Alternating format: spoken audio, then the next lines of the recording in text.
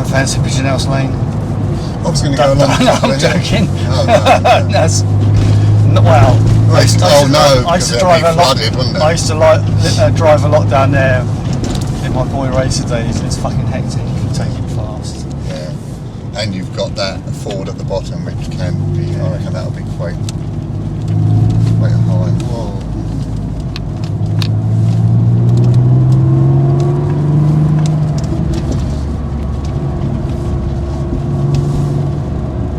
A sec, just to let some of these cars go ahead. Yeah, no worries. Not like an open road. Got a truck behind us. Leave that, I'll slow down, let them catch up.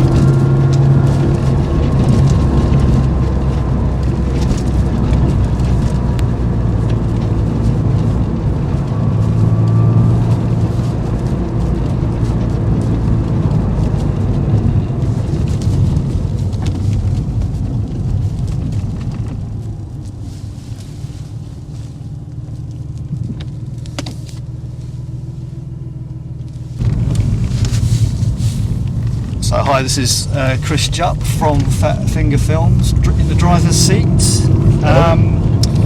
So if you want to tell us a bit about what you're driving, why you drive it, how did you get this car, all that kind of, the backstory. So this is a Porsche 911 996 Carrera 4, and it's 21 years old now. So I bought it when it was 10 years old, so I've had it 11 years, and I've always wanted a black convertible 911. The four-wheel drive for me is better because it just gives you a lot more traction on the road. They say the Carrera 2 is more of a driving car, but I'd rather have one that I had control of than one that the back was slipping out when you were least expecting it. And I'm not an amazing driver anyway, so I'm quite happy just to plod along in a car that looks great. So although every now and then it's really nice to put your foot down, so you've got the best of both worlds really. Bought this car from Peterborough. It was a long drive from Portsmouth, and to be honest with you, it was a bit of a gamble because I got it fairly cheap and didn't really know a lot about the history of it. And as a friend of mine drove me up there, and he followed me back, and within about a mile the accelerator pedal fell off, and I've had to literally press down on a jagged bit of plastic with my big toe to keep it going through terrible traffic on the M25, which was just stop and go.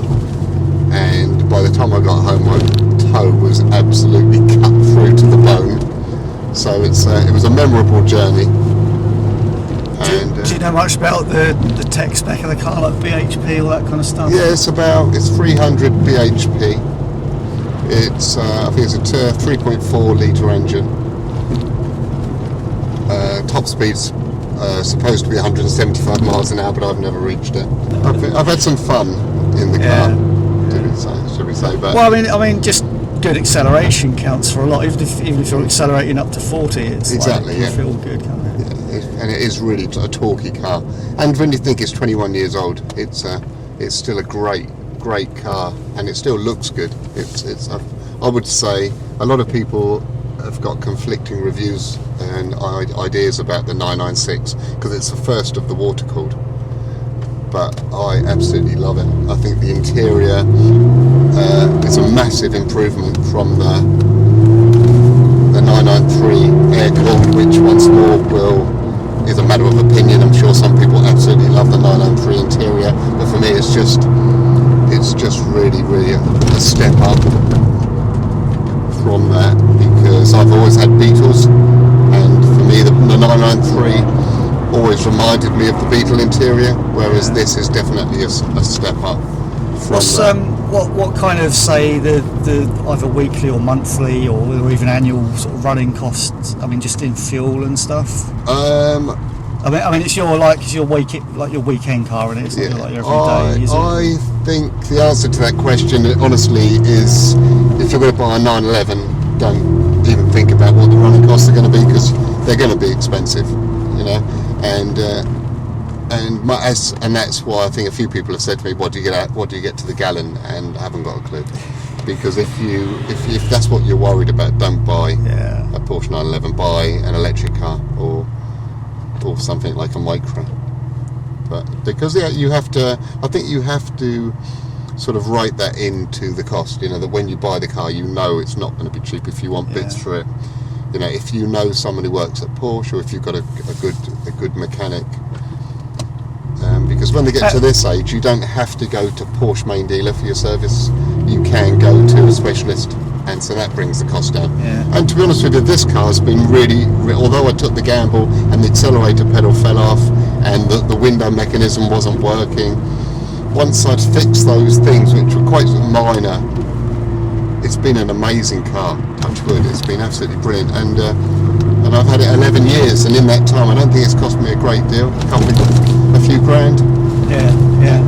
So, and the exhaust, I've had a Porsche sports exhaust put on, and you can get your bargains, because there's always, when you get a Porsche and you get the guys who buy the brand new ones, and money's no object.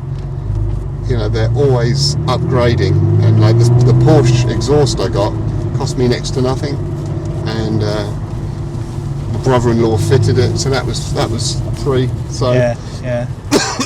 and there's always people, you know, upgrading, getting rid of bits, and you can definitely pick up bargains when you got an older Porsche. Yeah. And they hold their money. This one's started to go up in value now, so it's been a really good investment. Not a good investment because obviously you're paying money out all the time. So it's definitely, you're not losing. It's a timeless. I mean, it is a timeless classic, to coin a cliche. Really. Yeah. So yeah, I wouldn't. You know, for me, it's a dream come true just to own a Porsche 911. Have you ever thought about like taking it on a track day or anything, or have you taken it on a track day? No, I've been really, really busy. I haven't had any time at all. So, but that's something you'd be something I wouldn't, like to be honest with you. Because it's like Goodwood do track days. I mean, yeah, I would. If I was going to do a track day, then I would prefer to drive one of their cars, because I know I'm just with my luck that I would take it on a track, and just for the sake of going fast, I'd end up breaking it. Yeah. Well, So, you don't have to like show off. No, but you would still be going. You'd be going fast, you know. And it's a 21-year-old car, and I think sometimes you've got to enjoy everything about it rather than just the top speed, you know. But you know, it handles amazingly anyway, and I've had it on some great roads. So yeah. But yeah, I would love to do a track day, but I think I would rather do a track day in one of their Porsches rather than in my own. Yeah. It's like taking your granddad for a sprint, you know. You wouldn't do it, would you? You know, you'd say to him, you'd be quite happy spending a bit of time with your granddad at whatever pace he wanted to go at. So what is like the most modern bit of tech in this car? Has it got like ABS or any of that sort of stuff? Oh yeah, it's got ABS. It is a basic car. You only have to look at the dash and the stereo, and you know. It's nothing, but the dials are great. So for me, who's this? Oh, it's one of my customers. For me, this is the correct spec. Black, so it's Polsat black with black leather and white dials. You know. Nice.